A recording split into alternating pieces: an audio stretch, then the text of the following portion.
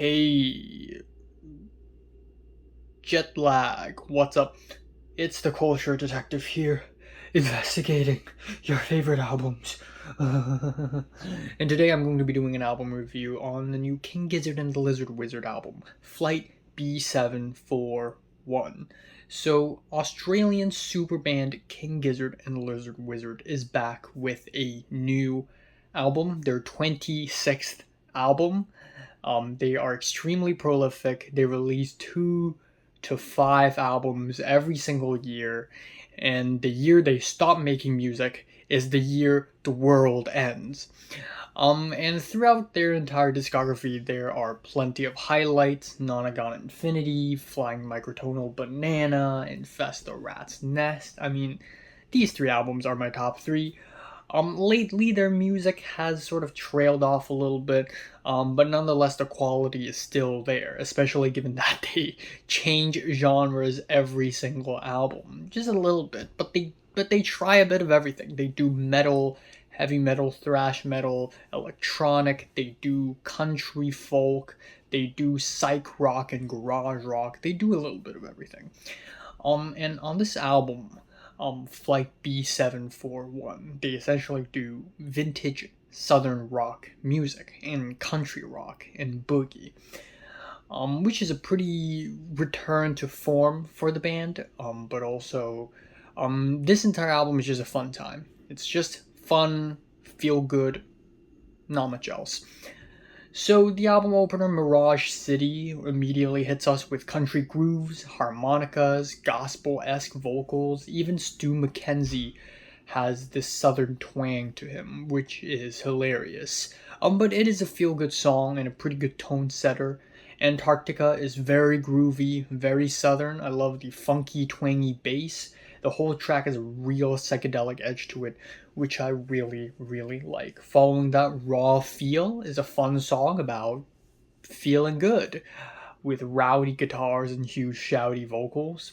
Field of Vision feels like a comedy movie trailer, but I mean it in a good way. It's campy, it's silly, and especially the lyrics at the end of the song.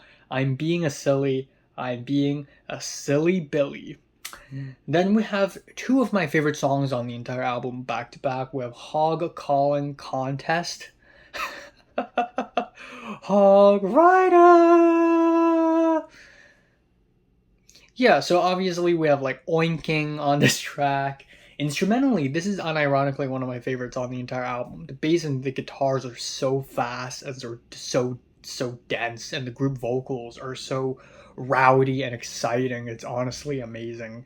And then we have the track Le Risque, where a lot of the members of the band get to come together and sing, which is pretty cool. This song feels like a Jack White song with its garage hand claps and fiery guitars. Speaking of Jack White, I do have his latest album to review. Following that, we have the title track, which unfortunately is the most basic track on the entire track list. It's kind of tongue-in-cheek. It's a little lukewarm. Following that, we have Sad Pilot, which is a song about letting go of problems. I just can't. My hair. Jesus Christ. There's a real 70s indie rock feel to it, which I really love. Then we have the track Rats in the Sky, which I feel like at this point in the album, I sound like I'm dying. At this point in the album, I feel like the band has written themselves in a bit of a corner creatively. I do like the stuttery grooves, but it sounds like an ABBA song, like a B-side. And the guitars get a little drab near the end. Following that, we have Daily Blues, which is a nearly 8-minute closer to the album, and it's a sweet conclusion to the album. It's multi-phased, it's dense, it's bold. And overall, this is a straightforward, feel-good album. But I just don't have that much to say about the album because it's just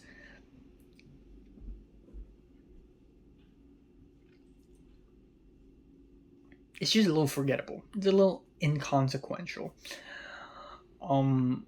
But yeah, overall, it's still solid. I'm giving this one a 7 out of 10. So, have you listened to the new King Giz album? Comments below, let me know. Subscribe if you want more. Thanks for watching.